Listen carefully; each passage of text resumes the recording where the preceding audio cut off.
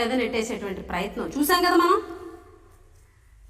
ఏదైతే చెప్పుగిరి మండలం నేమకల్లులోని ఆలూరు కాన్స్టిట్యున్సీలో నాగరాజ్ అని మీ టీడీపీ కార్యకర్త తన భార్య బట్టలు తనే చింపేసి పాప అక్కడ ఉన్నటువంటి ఎమ్మెల్యే విరూపాక్షి గారి మీద పెట్టేసి ఆయన మీద కేసు కట్టించారు. ఏమి ఈరోజు వైసీపీ సోషల్ మీడియా అంతా కూడాను ఆ వీడియోలను బయట రిలీజ్ చేసేసరికి మరి మాట్లాడలే. మీరు సమాధానం చెప్పండి దానికి. మీరు కానీ హోంమంత్రి గారు కానీ ఎందుకు సమాధానం చెప్పరు? ఇలాంటి విషయాల్లో మాకు గొడ్డల పార్టీ ఏదనంటే గొడ్డల పార్టీ 2 హత్యలు 2 కత్తులు గొడ్డలే అని మాట్లాడుతూ ఉన్నారు. ఈరోజు అసలు మీ పార్టీ గురించి ఏమనుకుంటున్నారు తెలుసా? ప్రజలు ఏమనుకుంటున్నారు తెలుసా? గుడ్డలు చించే పార్టీ అయిపోయింది ఏంటి టీడీపీ అని అనుకుంటున్నారు ప్రజలు. దీనికి సమాధానం చెప్పండి. ఎంత దారుణంగా తయారయ్యారు. నువ్వు మాట్లాడుతున్నావు వచ్చి ఇవిడి వీళ్ళే కవింపు చర్యలు చేస్తారు, వీళ్ళు నేరాలు చేయొచ్చట, కవింపు చర్యలు చేయొచ్చట, రప్ప కత్తులు పట్టుకొని వచ్చేయచ్చట, వీళ్ళ మీద కేసులు పెట్టుకుని మీరు కేసులు పెట్టుకుని ఉన్నారా? అసలు ఏమి చేయడానికి కేసులు పెట్టేస్తున్నారు. ఏమైనా చేసి తూరుకుంటారు మీరు? వీళ్ళంట ఏం అనకూడదట అని అంటుంది ఈవిడ.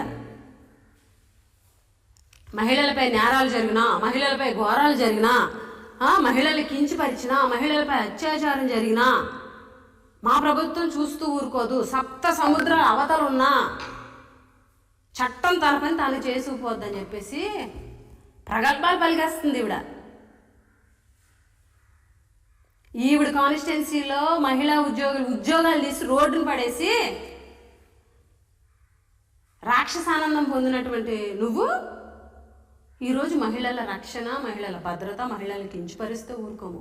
మీ సొంత పిఏ ఒక మహిళ రోడ్డెక్కి నాపై అత్యాచారం చేశాడు అని చెప్పేసి ఓపెన్గా చెప్తే ఆ పిఏ మీద కనీసం విచారణ జరపలే. ఆ అమ్మాయి ఫోన్లో వాళ్ళ పిల్లల ఫోన్లో తీసుకొని ఆ అమ్మాయిని జైల్లో పెట్టించావు. నువ్వు మహిళలకి ఎక్కడ అన్యాయం జరిగినా 7 సముద్రాలు చట్టం తన పని తాను చేసుకుపోద్దా? అసలు మీ పిఏ ఫోన్ ఎన్ని రోజులు తీసుకున్నారు? మేము అందరం ప్రశ్నిస్తే తీసుకున్నారు. కనీసం విచారణ జరిపారు దాని మీద?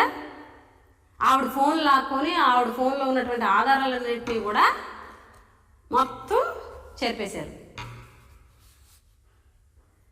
మీరు మహిళలకు న్యాయం చేసేస్తారు, 7 సముద్రాల అవతల వదిలిపెట్టమంట.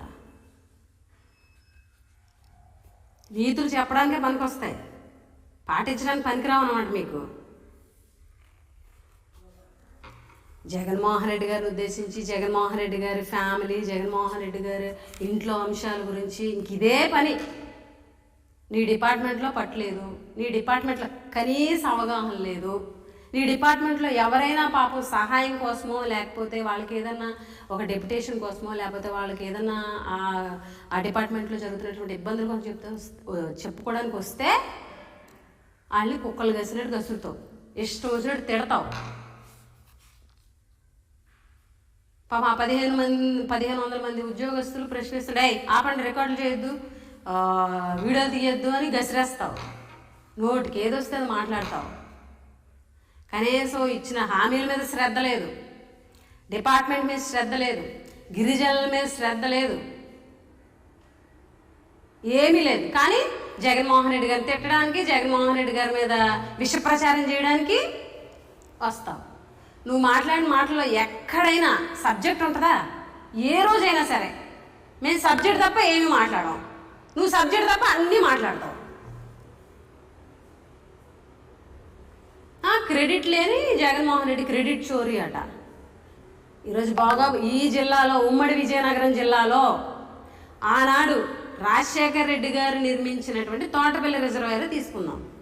మీరు అన్నారు ఇందాక డైలాగు, కొబ్బరికాయ కొట్టింది, గుమ్మడికాయ కట్టింది చంద్రబాబు నాయుడు గారే. తోటపల్లి ప్రాజెక్టు శంకుస్థాపన ఆయనే చేశారు, ఓపెనింగ్ కూడా ఆయన చేశారు. కానీ మొత్తం ప్రాజెక్ట్ అంతా కట్టింది వైఎస్ రాజశేఖర రెడ్డి గారు.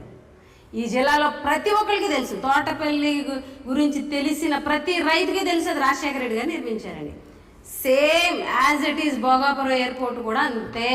మీరు శంకుస్థాపన చేశారు, గుమ్మడికాయ కట్టారు, కట్టింది మొత్తం జగన్మోహన్ రెడ్డి గారే. మీరు ఎప్పుడు క్రెడిట్ చోరీ తప్ప మీరు సొంతంగా ప్రజల కోసం, రైతుల కోసం ఈ సమాజంలో ఉన్నటువంటి వ్యక్తుల కోసం ఆలోచించేటువంటి పార్టీ మీద కాదు, ప్రభుత్వం కాదు. ఇప్పటికైనా నోరు అదుపులో పెట్టుకొని మాట్లాడితే మంచిది. గౌరవిస్తే గౌరవం పొందుతారు. మీరు ఎలా మాట్లాడారో మీకు అలాగే సమాధానం వస్తుందని ఈ సందర్భంగా తెలియజేస్తూ సెలవు.